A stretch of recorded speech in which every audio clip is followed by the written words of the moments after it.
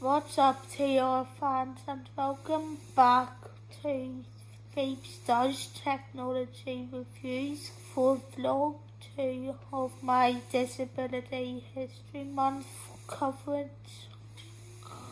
I apologise if my voice sounds a wee bit weird tonight because I am not feeling the greatest at the minute. But I'll go on and film this and I hope you enjoyed it. But before I get too much into this, here's a reminder of where you can find out more about me and about what I'm doing on here, and where you can follow me on social media and stuff. So if you like what you're seeing here and you would like to see more, don't forget to like, comment, share and subscribe to Phoebes Does Technology Reviews on YouTube, or you can find out more by going straight to the blog Technology Reviews at www.technologyreviews.co.uk, where if you have a WordPress site, you can give me a follow. If you would also like to follow me on my personal Twitter is at Phoebes Lyle, and you can also follow Technology Reviews on there at Tech Reviews UK with a hyphen. Or if you want to follow me on my Instagram, I'm at The Real Phoebes Lyle, and Technology Reviews is at Technology Reviews UK. Lastly, if you would also like to check out the Accessible Technology podcast, you can find it by searching for Phoebes Lyle on SoundCloud, and you can also like the Facebook page Technology Reviews, where everything on all the sites is being shared to, but all links to these will be in the description. But now let's get straight into this video. So while 2020 has been a hard year for most of us, a lot of the technological help that there's been, like virtual quizzes, virtual tours and a lot more, has actually been quite beneficial for disabled people.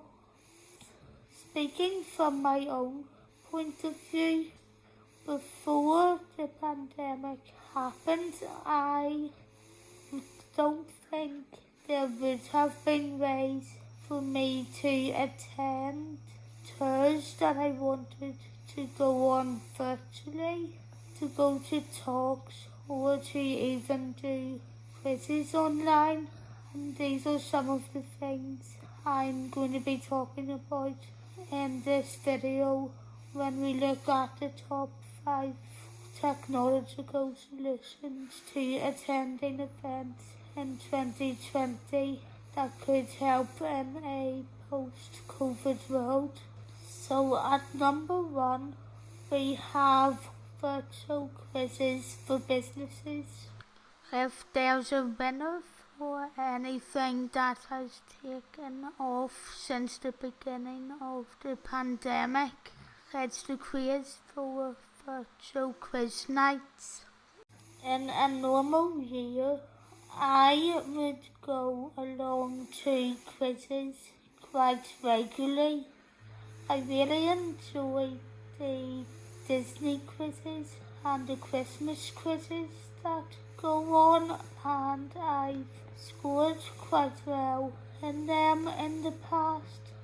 But the reason I put virtual quizzes for businesses at the start of this is because I could be a way of including people who in the next year might still be shielding and who might also not be able to go along because of underlying health reasons, etc.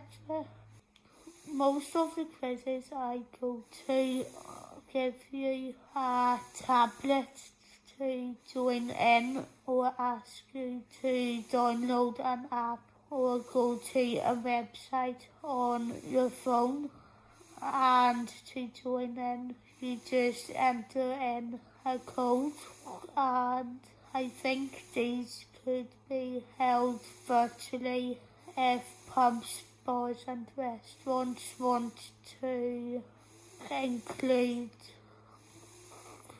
a certain amount of virtual tickets to a quiz.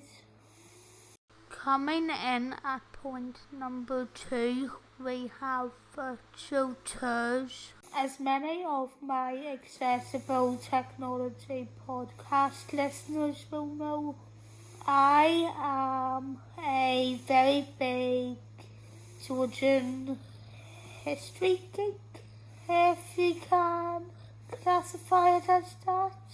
And out of the entire Georgian history, it's the era that interests me the most is the Regency, mostly because I am just fascinated by the character of who the Prince Regent, the future King George IV, might have been.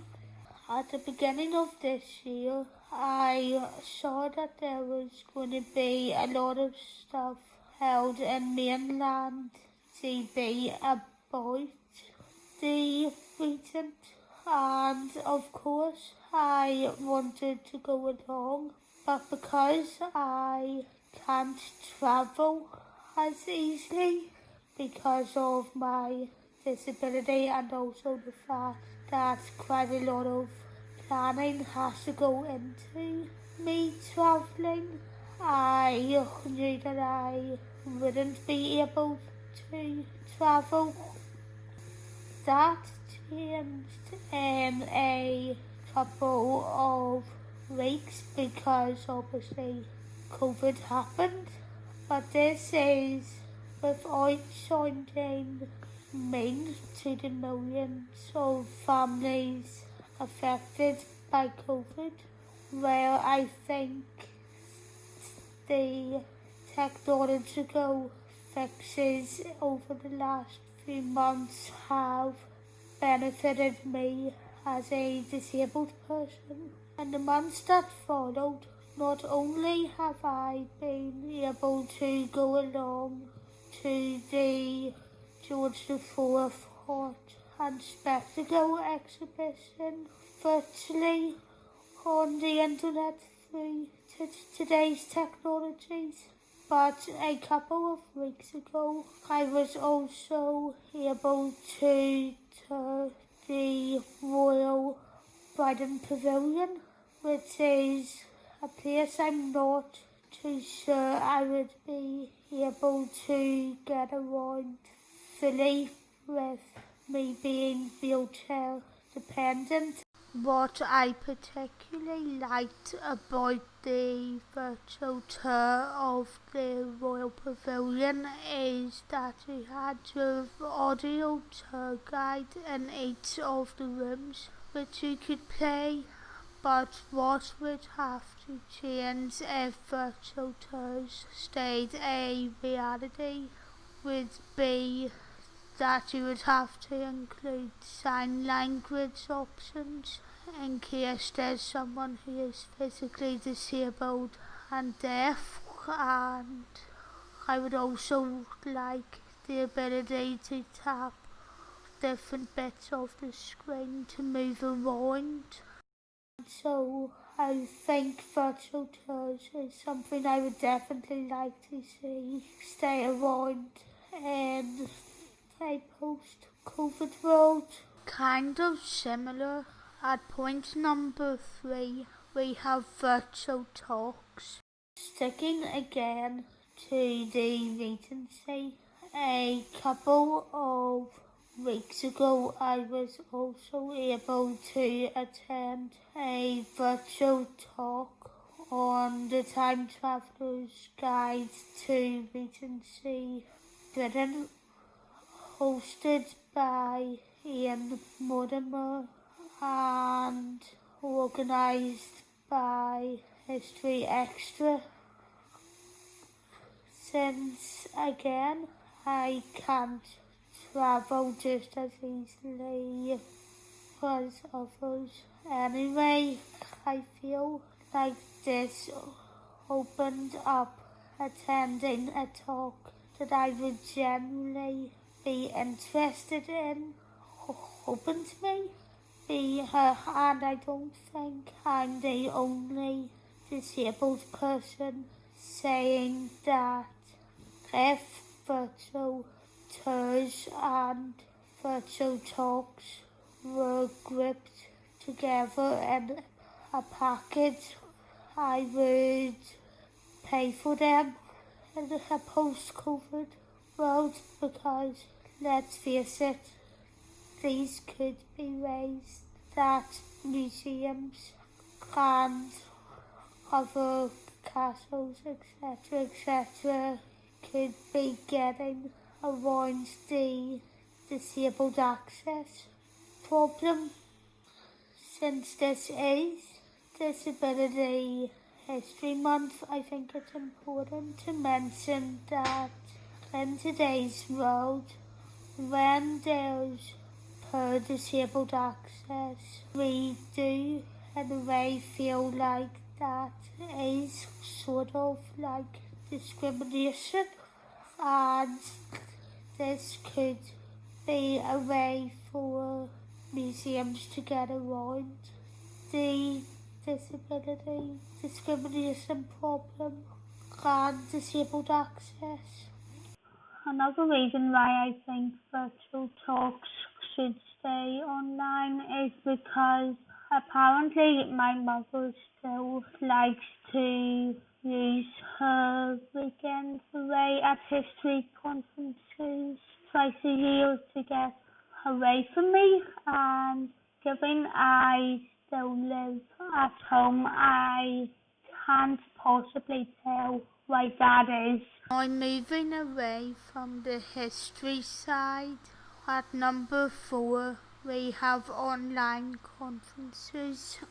So during the various lockdown periods, I've also attended a vast amount of technology conferences, and I think these would be good to keep around in an online but also in person way. Like, I think should also apply to point 1 of this, because there will still be people who will still be shielding in a post-COVID world. What I like about keeping technology conferences online is that I've had chances to ask questions in chats when I've went to various ones, and I've got contacts through that. But yeah, that's why I also think they'd be good to keep. The only thing I think would be good to change with online conferences is the ability on whether or not you share your camera or type questions into a chat with various stages. But like, that's the only thing. And finally, at number 5, we have online meetings.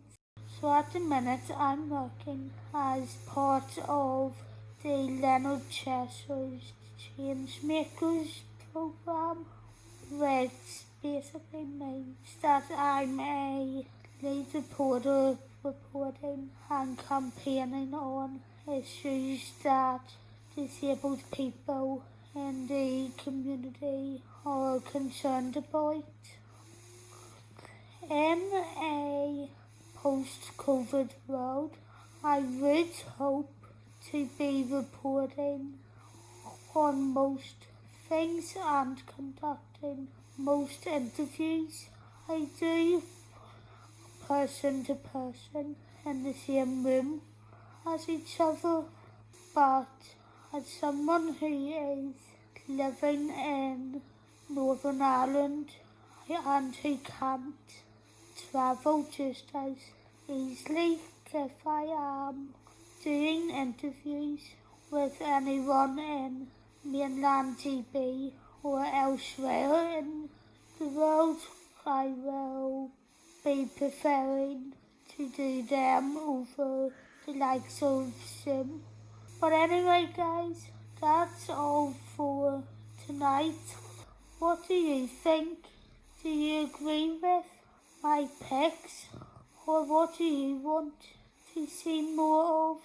I would be interested in finding out more. If you want to leave it in the comments or reach out to me over social media. Anyway, thanks for watching vlog 2 of Disability History Month with Phoebes Does Technology Reviews, and that is me out.